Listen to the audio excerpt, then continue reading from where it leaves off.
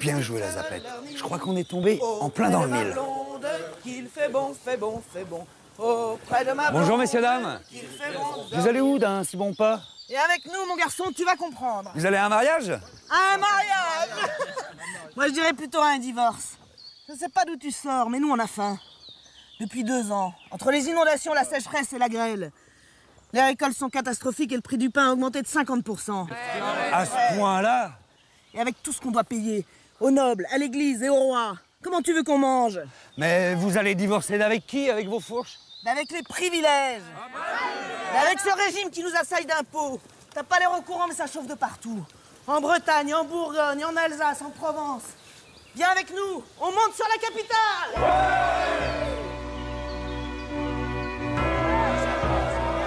Pourquoi ils s'énervent tous, là? Parce qu'on arrive chez notre bon seigneur, l'aristo.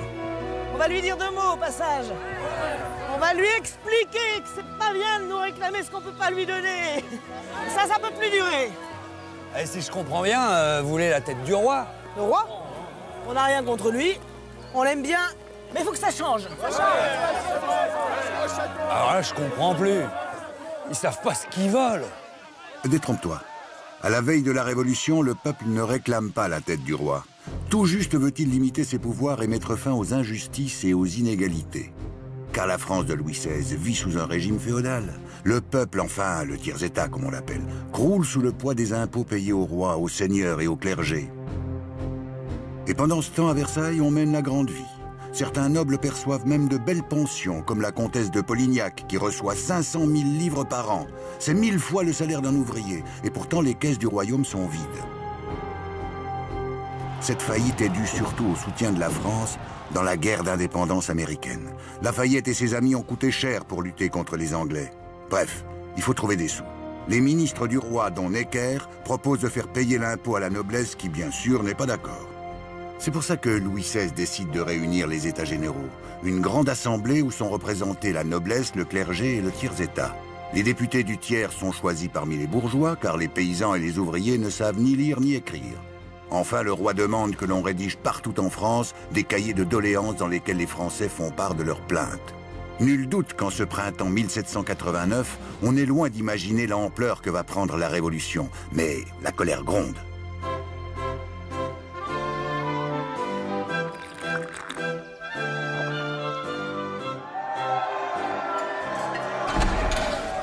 Et que signifie cette intrusion? Oh là, mes gens! Oh là! Alors, mon bon seigneur, on a une bonne descente? Il va faire un gros rôle, Aristo. Bah, madame... Et si on le passait par la tête avec son fauteuil? Pitié, pas par la fenêtre.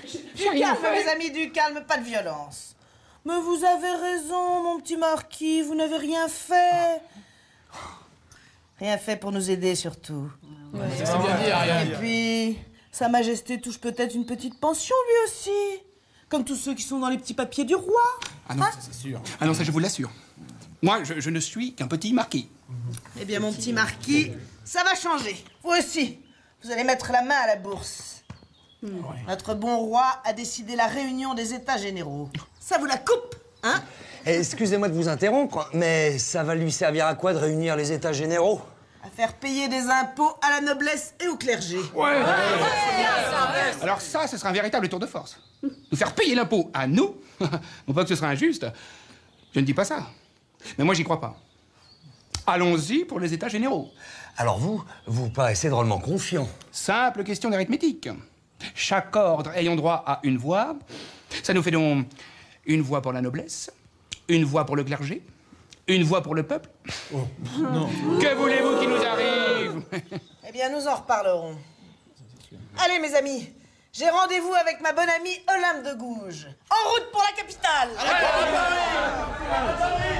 Si ça vous intéresse, monsieur le marquis, je vous tiendrai au courant des prochains événements. Mais ça va être chaud.